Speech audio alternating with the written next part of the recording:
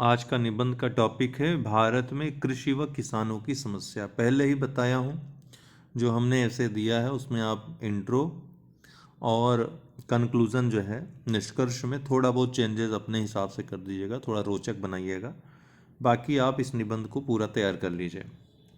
तो इसका स्ट्रक्चर अगर हम इस निबंध का देखें तो सबसे पहले आप प्रस्तावना लिखोगे, भूमिका, ठीक है, और उसको कृषि और किसानों की समस्या से जोड़ करके दिखाओगे कि किस तरह से भारतीय कृषि और भारतीय किसानों की समस्या पृष्ठभूमि के साथ साथ वर्तमान में क्या स्थिति है इसको दिखाते हुए, ठीक है। और आप किस दिशा में जा रहे हो, निबंध में क्या बताने जा रहे हो, ये यहाँ पे स्पष्ट हो जाना चाहिए। दूसरा है भारतीय कृषि और किसानों पर सामान्य विचार रखना है दूसरे पैरा में।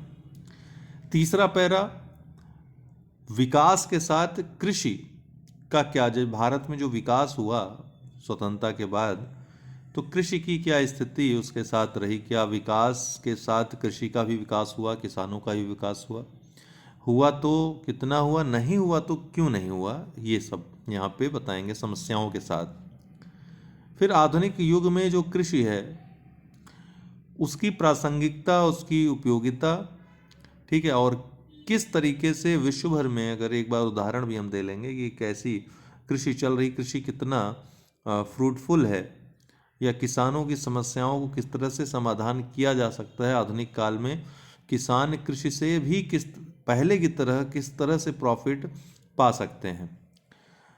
जैसे भारत में अगर कृषि की बात करें तो भारत में कृषि केवल कृषि नहीं है, कृषि के साथ संलग्न पशुपालन, मत्स्य पालन, ये सभी कृषि के दायरे में आ जाते हैं, ठीक है। संबद्ध इसीलिए कहते हैं कृषि एवं संबद्ध क्षेत्र विकास, और जो कृषि पर निर्भर हैं कुल मिलाकर के कृषि के साथ साथ होते हैं।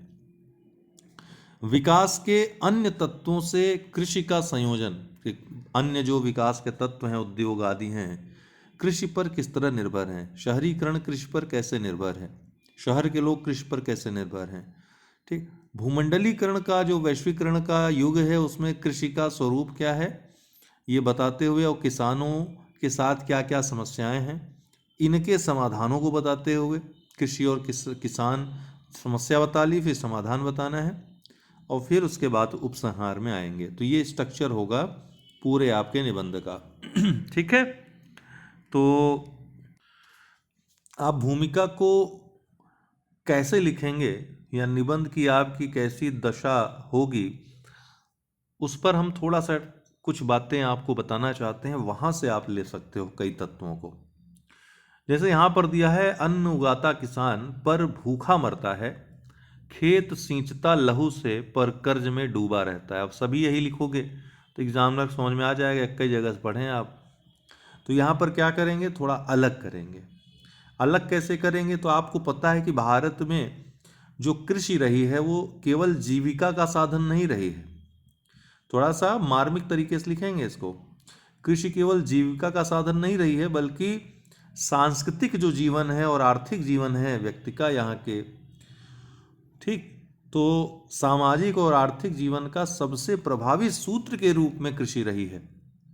उत्तम कृषि मध्यम वनिज, ठीक है, और निकृष्ट चाकरी भूख निदान, ये वर्षों से कहावत कही गई कि भाई नौकरी तो निकृष्ट है, नौकरी को निकृष्ट माना जाता था, जॉब को निकृष्ट माना जाता था, उत्तम कृषि को माना जाता था। तो एक व्यवसाय जिसे उत्तम माना जाता था, आज यह दशा हो गई है कि लोग खेती छोड़ रहे हैं, अपनी भूमि बेच करके शहरों में जा रहे हैं, व्यवसाय करने के लिए जा रहे हैं, ज़्यादा पैसे कमाने के लिए जा रहे हैं। इसका मतलब है कि खेती अब उतनी उपयोगी नहीं रह गई है, मतलब खेती प्रॉफिटेबल नहीं रह गई है। उपयोगी तो हमेशा रहेगी, बिना अन्न खाए कैसे जीवित रहेंगे आप, ठीक है, चाहे जितने विकल्प आ जाएं, कृषि पर निर्भरता तो हमेशा मानव की रहेगी। तो अन्नदाता जिसके भोजन से, जिसकी कृषि से हम पल रहे हैं वो परेशान। कृषि की ऐसी दशा है कि उत्पादकता में हम विश्व के कई देशों से पीछे हैं। हम अपनी भूमि का ही, उपजाऊ भूमि का ही अच्छे से दोहन नहीं कर सके हैं, उसकी जो उपजाऊपन है उसका सही से इस्तेमाल नहीं कर सके हैं। तो क्या कारण है, आज भी तमाम जो है भूमि का क्षेत्र बंजर बना हुआ है। हालांकि बंजर भूमि विकास कार्यक्रम जैसे तमाम कार्यक्रम चल रहे हैं, लेकिन वो कहाँ तक सही साबित, कहाँ तक उपयोगी साबित हुए हैं, इस सबको आंकड़ों के जरिए भी आप दर्शा सकते हैं। तो जैसा कि मैंने कहा कि भारत में कृषि केवल जीविका का साधन नहीं, बल्कि सामाजिक, सांस्कृतिक और आर्थिक जीवन का सबसे प्रभावी सूत्र है। और यह छोटा मोटा नहीं, भारत की इतनी भारी जनसंख्या का पेट पालन कर रही है, तो ये व्यापक जनांकिकीय क्षेत्र पर प्रभाव डालती है। भारत के तमाम पर्व, लोहड़ी, खिचड़ी जैसे तमाम पर्व, उत्सव, तमाम नाम हैं, ठीक है, वो सब कृषि पर ही आधारित हैं। तो कृषि का महत्व देखिए कि इतने पर्व, इतने उत्सव, इतने गान, इतने नृत्य, वो कृषि पर आधारित है, कृषि से संबंधित हैं, जो कि हमारी विरासत को भी दर्शाती हैं, सांस्कृतिक विरासत को दर्शाती हैं। राजनीति और धर्म के सूत्र भी आप देखोगे वेदों में, उपनिषदों में, तो वो भी कृषि पर आधारित होते थे। जैसे बौद्ध ग्रंथों में अगर आप देखोगे तो यहाँ पर लिख दीजिएगा, इसको आप नोट भी कर सकते हैं। अन्नदा क्या कहा गया है? अन्नदा कहा गया है। और सुखदा कहा गया है। कृषि अन्न देने वाली और सुख देने वाली है। तो कृषि को बौद्ध ग्रंथों में अन्नदा और सुखदा कह करके इसका महत्व बताया गया है। वहीं हमारे वेदों और उपनिषदों में, तैत्तिरीय उपनिषद में कहा गया है बहु अन्नम कुरु। क्या कहा गया है? बहु अन्नम कुरु। ये तैत्तिरीय उपनिषद में कहा गया है। इसका मतलब होता है अधिक धन उपजाओ। और ये सूत्र किसका था? हमारी हरित क्रांति का सूत्र भी था, बहु अन्नम कुरु। इसके अलावा उपनिषद ग्रंथों में ही अन्नेव ब्रह्म, अन्न ही ब्रह्म है, अन्न ही ईश्वर है, अन्नेव ब्रह्म, अन्न ही ईश्वर है, ये तक कहा गया है। तो इन सब से कृषि के महत्व को हम समझते हैं, कृषि के महत्व को स्वीकार किया गया है हमारे वेदों ग्रंथों में भी। भारत के पूर्व प्रधानमंत्री, जिनको किसानों का नेता कहा गया, जिनके जन्म दिवस पर किसान दिवस मनाया जाता है, चौधरी चरण सिंह ने भी कहा है कि भारत के विकास का मार्ग कहाँ से होकर गुजरता है? खेत और खलिहानों से। ये सब पॉइंट्स हम आपको दे रहे हैं ताकि आप भूमिका में और निष्कर्ष में जोड़ सको, ठीक, और अपने निबंध की एक रूपरेखा तैयार कर सको। तो भारत के प्रधानमंत्री चौधरी चरण सिंह ने भी इस बात को रेखांकित किया है कि भारत के विकास का मार्ग, डेवलपमेंट का जो मार्ग है, खेत और खलिहानों से या कृषि से होकर ही गुजरता है। भारतीय समाज में लंबे समय तक, आज नहीं कह सकते आज तो धन हो गया है, लंबे समय तक प्रभुता, प्रभुता मतलब प्रभावशीलता, आज भी है, ये कायम है। जब लड़की की शादी होती है, लड़के की शादी होती है, देखा जाता है कि इसके पास जमीन कितनी है, कितनी जमीन है भाई, इनके पास तो 100 बीघा जमीन है ना। मतलब 100 बीघा खेती का मतलब 100 बीघा जमीन। जमीन की जब हम बात करते हैं तो यहाँ पे खेती योग्य भूमि की, कृषि से जुड़ी भूमि ही, उसी की बात की जाती है, ठीक है। तो लंबे समय तक जिसके पास जमीन ज़्यादा रही, खेती ज़्यादा रही, कृषि ज़्यादा रही, उसको संपन्न प्रभु जाति माना गया, ठीक है। तो भारतीय समाज में प्रभुता की अवधारणा भी कृषि पर आधारित है। कुल मिलाकर अगर देखें तो कहा जा सकता है कि भारतीय जीवन की सोच कृषि से शुरू होती है और कृषि पर ही समाप्त होती है, और बीच के जितने भी विवरण हैं किसी न किसी रूप में कृषि या खेती से ही संबंधित होते हैं। इसीलिए यदि जीवन को आगे बढ़ाना है और भारत को सुख संपन्न बनाना है, अमृतकाल को हमें सफलता दिलानी है, 2047 तक भारत को विकसित राष्ट्र बनाना है, विकसित भारत बनाना है, तो एक अहिंसक, नैतिक और सहिष्णु समाज का निर्माण करना होगा। ठीक, और उसके लिए कृषि को भी उन्नत बनाना होगा, क्योंकि ये सब कहीं न कहीं प्रत्यक्ष और अप्रत्यक्ष रूप से कृषि से जुड़े हुए हैं। पूर्व प्रधानमंत्री जवाहरलाल नेहरू जी ने एक कथन कहा था कि everything is awaited but agriculture is not awaited. इस तरह के भी स्लोगन आप इंग्लिश वाले भी यूज कर सकते हो, लेकिन देवनागरी में करिएगा कि एवरीथिंग, इस तरीके से देवनागरी में कैसे करना है, एवरीथिंग इस तरीके से, ठीक है, is awaited but agriculture is not awaited. हम कृषि के साथ कृषि की उपेक्षा नहीं कर सकते, कृषि की उपेक्षा करके हम जीवित ही नहीं रह सकते हैं। ठीक, कृषि के इतने महत्व के बावजूद आज हमारा अन्नदाता परेशान क्यों है, सड़कों पर क्यों है? अन्नदाता आज भूमि को बेचने पर मजबूर क्यों है, कृषि कार्यों से भाग क्यों रहा है? अन्नदाता अन्य विकल्पों की तरफ क्यों आगे बढ़ रहा है कृषि को छोड़ करके? कृषि इतना प्रॉफिटेबल, इतनी लाभदायक क्यों नहीं रह गई है? क्यों अन्नदाता को कर्ज के जाल में फंसने पर मजबूर होना पड़ रहा है? क्यों उसकी फसल बर्बाद हो रही है और क्यों उसे आत्महत्या करनी पड़ रही है?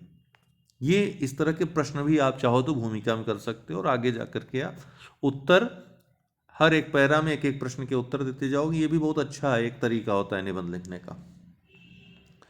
भारतीय कृषि की सबसे बड़ी जो खूबी है और सबसे बड़ी समस्या भी है वह है मानसून। आपको पता है कि यह मानसून पर निर्भर रही है और मौसम के अनुसार ही भारत में कृषि के तीन प्रारूपों को विभाजित किया गया है, प्रारूपों में विभाजित किया गया है। कौन कौन? रबी, खरीफ और जायद। और कृषि के ये तीनों ही जो प्रारूप हैं या स्वरूप हैं और इनसे संबद्ध जो भी प्रजातियां हैं, जो रबी की हैं, खरीफ की हैं और जायद की, ये सब मूलतः मानसून पर ही निर्भर हैं, मानसूनी वर्षा पर ही आधारित हैं। और यह निर्भरता इतनी व्यापक है कि भारतीय कृषि को मानसून का जुआ तक कहा जाता है। ठीक, और भारतीय कृषि जैसा कि हमने आपको शुरू में बताया कि एक सहजीवी जीविका है। इसमें संबद्ध क्षेत्र हैं जैसे पशुपालन, वृक्षारोपण, शिल्प आदि भी कृषि से जुड़े व्यवसाय हैं, इनके साथ साथ होते हैं। इसी के साथ इसके साथ सांस्कृतिक जो प्रत्यय हैं वो भी जुड़े हुए हैं, जैसे नृत्य हो गया, गान हो गया, लेखन, पर्व, उत्सव, मेला आदि, ये सभी कृषि पर निर्भर हैं। और ये वे सांस्कृतिक तत्व हैं जो मानसून के व्युत्क्रम पर भी, अगर मानसून खराब हो जाए उसके बावजूद भी भारतीय समाज और कृषक जो जीवन है, किसान हैं, उनको संबल प्रदान करते हैं, उनको गतिशील बनाए रखते हैं, उनको संगठित बनाए रखते हैं। ये हमारा यहाँ हम पृष्ठभूमि में देंगे कि भारतीय कृषि का क्या स्वरूप रहा है, किसानों के लिए कितनी ये जरूरी रही है, भारत के लिए कितनी जरूरी रही है। तो जीवन रेखा कृषि को दर्शाना है तो इन सब बातों का आपको जिक्र करना होगा, फिर समस्याओं से सीधे फिर समाधान पे। ठीक है, तो भारतीय कृषि प्रारूप में खाद्यान्न फसलों और नकदी फसलों का एक संतुलित क्रम रहा है। अब नकदी फसलों का यहाँ जिक्र क्यों करेंगे आप? क्योंकि अगर संतुलित स्वरूप न रहता तब फिर किसानों को और ज़्यादा मुश्किलें होती, क्योंकि इसी के माध्यम से खाद्यान्न की जो आपूर्ति है और नकदी फसलों का जो प्रचलन है, दोनों साथ साथ चलता रहता है। मूल्यों का कभी घटना कभी बढ़ना फसलों के साथ, कालाबाजारी, जमाखोरी, ये जो तत्व है ना, उनसे निपटने के लिए ये जो नगदी फसल और खाद्यान्न फसलों का जो संतुलन है ये बहुत जरूरी रहा है। ठीक, और भारत की इस कृषि प्रणाली जो ये संतुलन है, इसी पर टिप्पणी की किसने? कार्ल मार्क्स ने। उन्होंने क्या लिखा भारतीय कृषि के बारे में कि इस नश्वर संसार में भारतीय ग्राम अनश्वर हैं। ठीक है, क्या कहा, इस नश्वर संसार में भारतीय ग्राम अनश्वर हैं। कृषि के महत्व को बताते हुए उन्होंने कहा था भारत में वास्तव में ये जो भारत में अनश्वरता है, अपराजेयता है जीवन में, कृषि के स्वाभाविक संतुलन से ही आई है। और आज भी यह संतुलन अत्यंत आवश्यक है, पृष्ठभूमि में आवश्यक थी ही, ऐसा नहीं कि आज अप्रासंगिक हो गई है, आज भी आवश्यक है। क्योंकि आज भी भारत की अधिकांश जो आबादी है वो कृषि पर निर्भर है, प्रत्यक्ष या अप्रत्यक्ष रूप से। तो आधुनिकीकरण या वैश्वीकरण के परिप्रेक्ष्य में यदि भारतीय कृषि और किसानों का तालमेल बनाया जा सके तो हम भारतीय किसानों को पुनः अन्न देवता के रूप में स्थापित कर सकते हैं और विकास की एक ऐसी आधारिक संरचना, इंफ्रास्ट्रक्चर बना सकते हैं विकास का, जिस पर किसानों का और कृषि का बहुआयामी विकास हो सकता है। तो ये पृष्ठभूमि में इतनी बातों को आप लिखोगे। तो भारत एक कृषि प्रधान देश है जहां हजारों वर्षों से खेती को न केवल आजीविका बल्कि जीवन का आधार माना गया है। सिंधु घाटी सभ्यता से लेकर आधुनिक भारत तक कृषि ने देश की आत्मा को संजोए रखा है। परंतु यह कितना विडंबनापूर्ण है कि आज उसी भारत में कृषि संकट में है और किसान संकटग्रस्त। दोनों को आप यहाँ पर एड्रेस करोगे, कृषि और किसान दोनों को। एक और देश आर्थिक प्रगति के आंकड़े गिनवा रहा है, वहीं दूसरी ओर खेतीहर समाज आत्महत्या की दहलीज पर खड़ा है। तो विकास के साथ कृषि हमने आपको बताया था, उसको जोड़ना है आगे चल करके। यहाँ भूमिका में वो चीज़ आपने प्रदर्शित भी कर दी, तो भूमिका में ही सब दिख जाता है। हमने जो स्ट्रक्चर बताया उसमें ये पूरा दिख रहा है ना, तो ये बस यही, तो वो भूमिका पढ़ेगा समझ में आ जाएगा। अच्छा ठीक है, आप अभी ये भी बताओगे। भारत में कृषि केवल उत्पादन की प्रक्रिया नहीं बल्कि करोड़ों परिवारों की संस्कृति, अस्मिता और जीविका है। अतः कृषि व किसानों की समस्या पर चिंतन केवल एक नीतिगत पहलू नहीं बल्कि राष्ट्रीय चिंता का विषय होना चाहिए। ठीक, और यहां पर आपने कृषि और किसानों की समस्या को एड्रेस भी कर दिया। खेती में देखा जाए लागत बढ़ती जा रही है लेकिन लाभ घटता जा रहा है। तो यहां समस्या बताना आपने शुरू कर दिया कि कृषि में लागत बढ़ती जा रही है लेकिन लाभ घटता जा रहा है। यही कारण है किसान भाग रहे हैं ना कृषि से। उर्वरकों, कीटनाशकों, डीजल और बिजली की कीमतें बढ़ने से किसान की जेब खाली होती जा रही है। वहीं प्राकृतिक आपदाएं जैसे अतिवृष्टि, अनावृष्टि, ओलावृष्टि, बाढ़ और सूखा किसानों की मेहनत को मिट्टी में मिला देते हैं। आईपीसीसी की report, inter governmental panel on climate change की रिपोर्ट बताती है कि जलवायु परिवर्तन के कारण भारत की कृषि को गंभीर खतरा उत्पन्न हो गया है। जलवायु परिवर्तन के कारण क्या हुआ, मौसम पहले क्या था, पूर्वा मौसम का अनुमान हो जाता था, मौसम मानसून वगैरह सब समय से आता था, ओले वगैरह समय से पड़ते थे, तो लोग उस हिसाब से फिर काम कर लेते थे। अभी बेमौसम बारिश हो जाती है, किसानों की फसलें बर्बाद हो जाती हैं। जब बारिश की जरूरत पड़ती है बारिश ही नहीं होती है, इससे किसानों, जब जहाँ पर वर्षा की नितांत आवश्यकता होती है उस समय वर्षा न होना, पानी की कमी होना, जिस तरीके से भूजल संकट भी गहरा रहे हैं, ये भी जलवायु परिवर्तन का ही एक प्रभाव है। तो ये एक बड़ा खतरा उत्पन्न कर रहे हैं कृषि के सामने। पिछले कुछ वर्षों में देखा गया है कि मौसम का चक्र अनिश्चित हो गया है जिससे फसल उत्पादन पर गहरा प्रभाव पड़ा है। 2022 में महाराष्ट्र, विदर्भ और मराठवाड़ा क्षेत्रों में बेमौसम बारिश से कपास और सोयाबीन की 40% से अधिक फसलें नष्ट हो गईं। भूमि के विखंडन ने भी किसानों की मुश्किलें बढ़ा दी हैं। देश में लगभग 86% किसान सीमांत और लघु किसान हैं, जिनके पास, अब जनसंख्या बढ़ेगी तो भूमि विखंडन का सबसे बड़ा कारण जो है जनसंख्या का बढ़ना है, जिसके पास 2 हेक्टेयर से भी कम भूमि है। ऐसी छोटी जोतों पर लाभकारी कृषि करना न केवल कठिन है बल्कि आर्थिक रूप से निरंतरता बनाए रखना भी असंभव सा हो गया है। इसके अब जैसे एक उदाहरण यही है कि भाई जिसके पास 2 हेक्टेयर से कम भूमि है वो इसके लिए बड़ी बड़ी मशीनें थोड़ी नहीं खरीदेगा खेती के लिए, बड़ा रकबा होगा।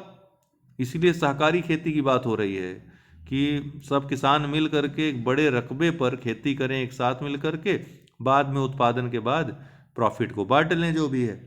ये एक अच्छा तरीका है। अब 2 हेक्टेयर खेती करने जाएगा, बड़ी बड़ी मशीनें लेगा उसके लिए, न तो उतना बजट होगा उसके पास, न उसकी भरपाई कर पाएगा खेती से। तो इसके अतिरिक्त कृषि भूमि पर बढ़ते शहरीकरण और औद्योगिकरण का दबाव भी किसानों को अपनी जमीन बेचने पर विवश कर रहा है, जिससे वे स्थायी रूप से कृषि से बाहर हो जाते हैं। दूसरी ओर सिंचाई की सुविधा भी असमान रूप से वितरित है। देश की लगभग आधी कृषि भूमि आज भी वर्षा पर निर्भर है। जब वर्षा असामयिक होती है तो फसलें बर्बाद हो जाती हैं। इन सब के अतिरिक्त कृषि उत्पादों के भंडारण और प्रसंस्करण की सुविधा का अभाव भी एक गंभीर समस्या। देखिए, यहाँ पर कृषि और किसान दोनों की समस्याओं को एड्रेस आप कर रहे हैं, दोनों को साथ साथ एड्रेस करेंगे, ऐसा नहीं अलग अलग करना है, क्योंकि कृषि की जो समस्या है अपने आप वो किसानों की समस्या हो जाती है। आप टॉपिक पे मत जाइएगा, बस एड्रेस आपको दोनों को इस तरीके से करना है कि ये न लगे कि आपने केवल कृषि की समस्या को लिया है, किसानों की समस्या को लिया ही नहीं है। लेकिन समझने वाली बात यह है कि कृषि की जो समस्या है वो ऑलरेडी किसानों की समस्या हो जाती है। इन सब के अतिरिक्त कृषि उत्पादों के भंडारण और प्रसंस्करण की सुविधा का अभाव भी एक गंभीर समस्या है।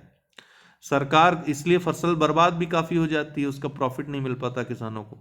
सरकार के आंकड़ों के अनुसार भारत में हर वर्ष लगभग 30% फल और सब्जियां उत्पादन के बाद खराब हो जाते हैं, क्योंकि कोल्ड स्टोरेज, गोदाम और लॉजिस्टिक्स की समुचित व्यवस्था ही नहीं है। यह स्थिति केवल किसानों की आय ही नहीं घटाती, बल्कि देश की, अब यहाँ देखिए किसानों का भी आप बता रहे हैं समस्या साथ साथ, बल्कि देश की खाद्य सुरक्षा को भी प्रभावित करती है। वहीं किसानों को वैज्ञानिक कृषि, जैविक खेती, नई तकनीकों और बाजार की मांग के अनुसार प्रशिक्षित करने की व्यवस्था भी कमजोर है। हालांकि सरकार ने प्रयास किए, योजना चलाई, लेकिन वो हर किसान तक पहुंच नहीं पाई है।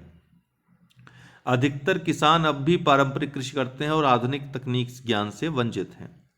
सरकार ने इन समस्याओं के समाधान के लिए कई योजनाएं प्रारंभ की हैं। अब समस्या बता ली, अब समाधान बताइए। प्रधानमंत्री किसान सम्मान निधि योजना के तहत किसानों को सालाना 6,000 रुपये की नगद सहायता दी जा रही है। प्रधानमंत्री फसल बीमा योजना फसल हानि की स्थिति में बीमा का प्रावधान करती है, जबकि प्रधानमंत्री कृषि सिंचाई योजना का उद्देश्य है हर खेत को पानी पहुंचाना।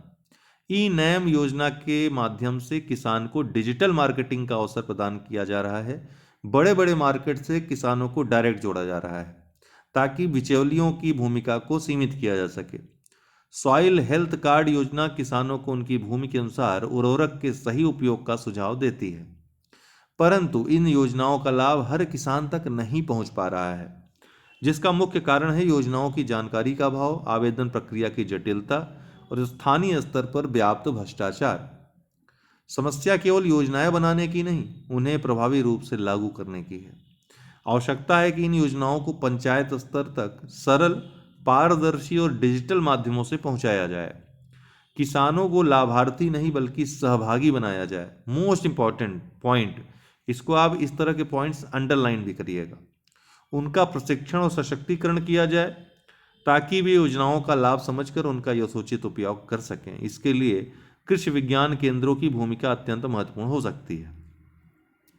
कृषि क्षेत्र में इनोवेशन, नवाचार और उद्यमिता को बढ़ावा देना अत्यंत आवश्यक हो गया है। ये बहुत इंपॉर्टेंट पॉइंट है। अगर इनोवेशंस, उद्यमिता, देखिए कई फसलों में क्रांति आ गई, जैसे शरीफा हो गया, उसकी खेती में बड़ा लाभ, पपीते की खेती में बड़ा लाभ लोगों को हो रहा है, ठीक, अथाह लाभ हो रहा है। तो नवाचार और उद्यमिता को बढ़ावा देना, इंटरप्रेन्योर्स को बढ़ावा देना अत्यंत आवश्यक हो गया है। किसानों को अब पारंपरिक खेती से आगे बढ़कर प्रोसेसिंग, पैकेजिंग, ब्रांडिंग और विपणन जैसी गतिविधियों से भी जोड़ा जाना चाहिए। किसान को केवल उत्पादक नहीं बल्कि उद्यमी बनाया जाना चाहिए। इसके लिए फार्मर प्रोड्यूसर ऑर्गेनाइजेशन एफपीओ को बढ़ावा दिया जाना चाहिए, ताकि किसान सामूहिक रूप से बेहतर मूल्य प्राप्त कर सकें और आधुनिक उपकरण खरीदने में सक्षम हो सकें। इसके अतिरिक्त कृषि विविधीकरण के अंतर्गत बागवानी, मत्स्य पालन, मुर्गी पालन, मधुमक्खी पालन और औषधि पौधों की खेती आदि को भी प्राथमिकता दी जानी चाहिए, ताकि किसान केवल एक ही फसल पर निर्भर न रहें। अर्थात कृषि और संबद्ध क्षेत्रों को हमें समग्रता में देखने की आवश्यकता है। तो भारत की युवा पीढ़ी अब खेती से दूर जा रही है, क्योंकि कृषि को कम लाभदायक, ये देखिए एक बड़ी समस्या है, और प्रतिष्ठाहीन माना जाता है। अरे खेती कर रहा, अब खेती लोग बेइज्जती महसूस होती है कि हम तो खेती करते हैं। कोई युवा जो कहने की हिम्मत रखता हो, यूट्यूब पे वीडियो बनाता है, शॉर्ट्स बनाता है, बाद में जाके खेत पे काम करता है, लेकिन बताता नहीं हम खेत में काम करते हैं। यदि कृषि को एक सम्मानजनक व्यवसाय के रूप में पुनः स्थापित करना है तो स्कूली स्तर से ही कृषि शिक्षा को पाठ्यक्रम का हिस्सा बनाया जाना चाहिए। युवाओं को ड्रोन, आर्टिफिशियल इंटेलिजेंस, जीआईएस और सेंसर आधारित कृषि जैसी नई तकनीकों से परिचित कराना होगा। साथ ही कृषि विश्वविद्यालयों और ग्रामीण औद्योगिक प्रशिक्षण संस्थानों को आधुनिक कृषि पर विशेष पाठ्यक्रम चलाने होंगे या चलाने चाहिए।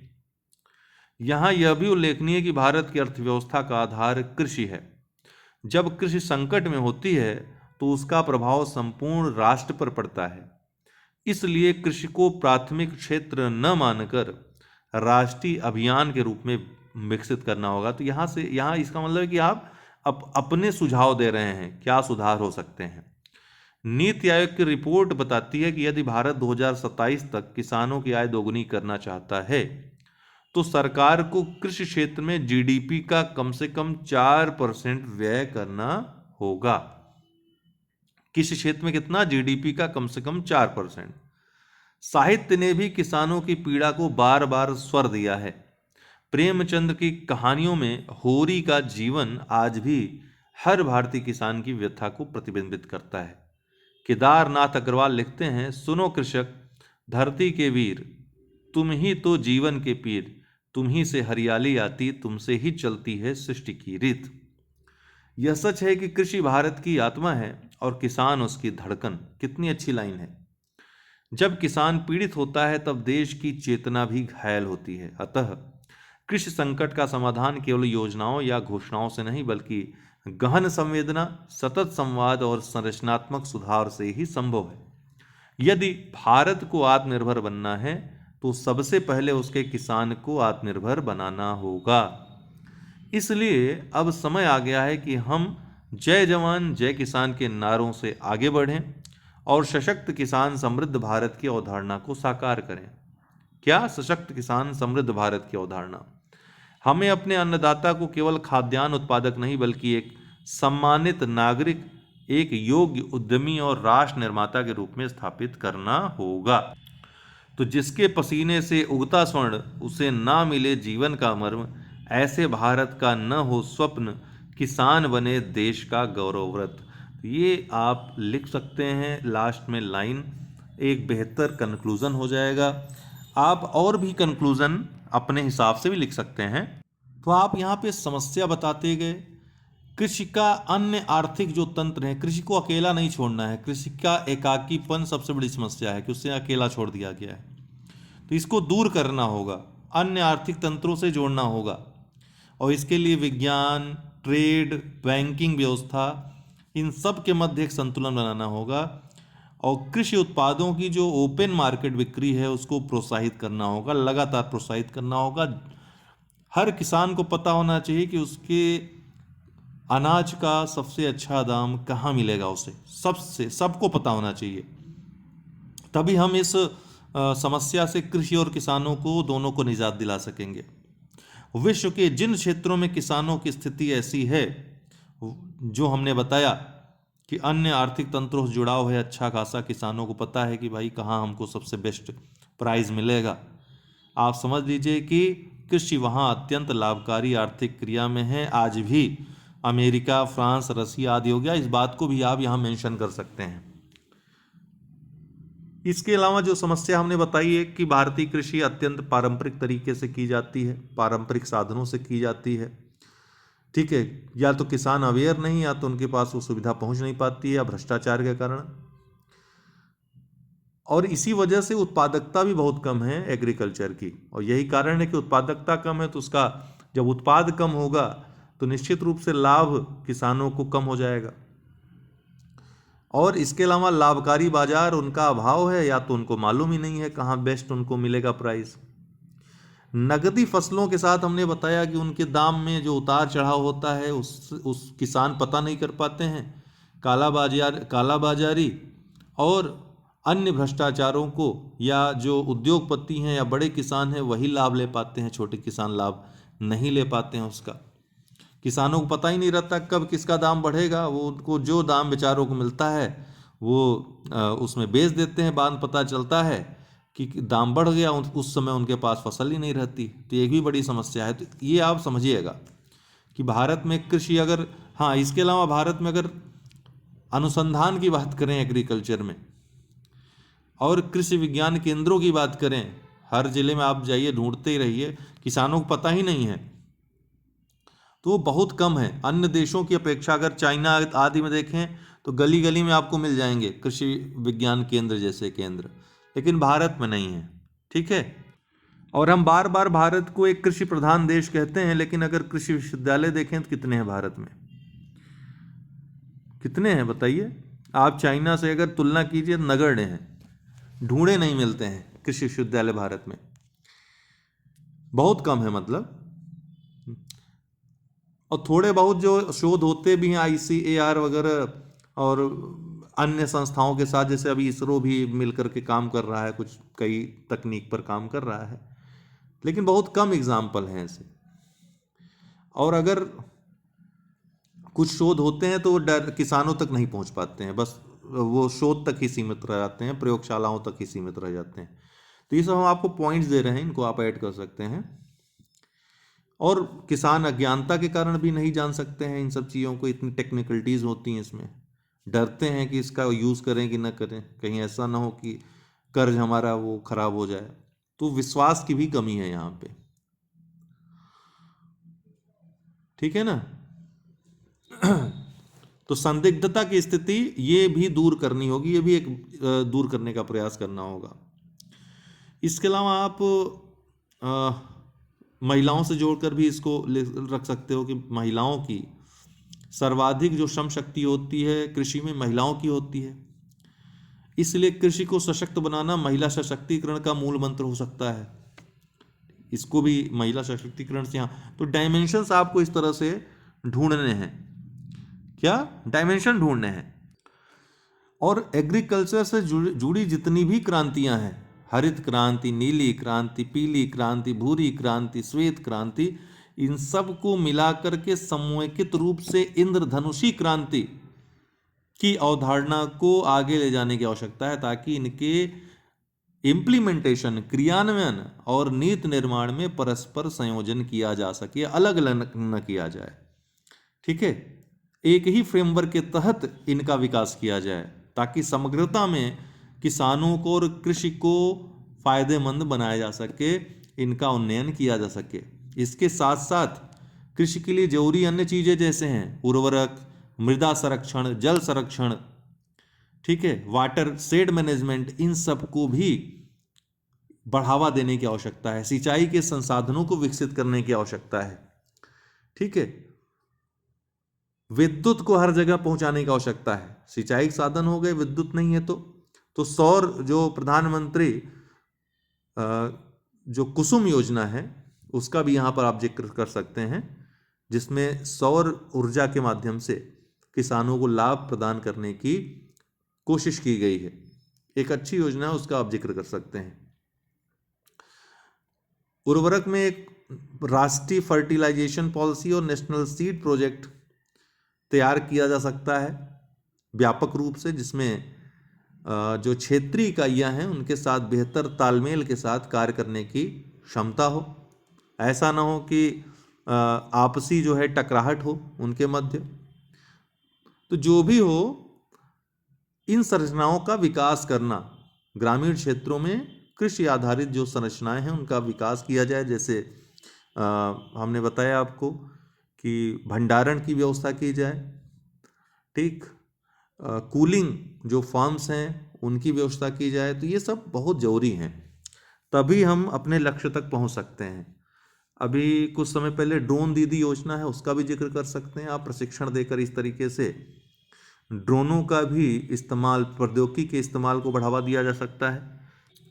इसके अलावा अगर वैश्विक संस्थाओं के से साथ जोड़ना हो तो वर्ल्ड बैंक, विश्व व्यापार संगठन जैसी संस्थाएं अभी मानती हैं कि भारत में जो एग्रीकल्चरल सब्सिडी है वो तर्क संगत नहीं है, लॉजिकल नहीं है। दैनिक जीवन का जो अनुभव है आप देखेंगे तो ये बताता है कि भारत में कृषि सब्सिडी का नेट जो उपयोग होना चाहिए, शुद्ध उपयोग होना चाहिए, वो हो ही नहीं पा रहा है। और इसी क्योंकि स्ट्रक्चर ही बहुत खराब है, इसीलिए भारत सरकार ने प्रत्यक्ष लाभ अंतरण डीबीटी योजना को संचालित किया, डायरेक्ट बेनिफिट ट्रांसफर को। इसीलिए क्योंकि बीच में वो सारी चीज़ें ध्वस्त हो जाती थी, भ्रष्टाचार की भेंट पड़ जाती थी। हालांकि इस योजना का कितना प्रभाव है होगा आने वाले समय में और ज़्यादा स्पष्ट होगा। फिलहाल अभी की स्थिति यह है कि किसान आत्महत्या कर रहे हैं। ठीक है, इसीलिए किसानों की सब्सिडी और क्रेडिट के लिए जो है नए दृष्टिकोण को, नए अप्रोच को अपनाने की आवश्यकता है। एमएसपी के लिए भी एक वृहद ढांचे की, व्यापक ढांचा अपनाने की जरूरत है, ताकि किसानों की आवश्यकता उनकी लागत के अनुसार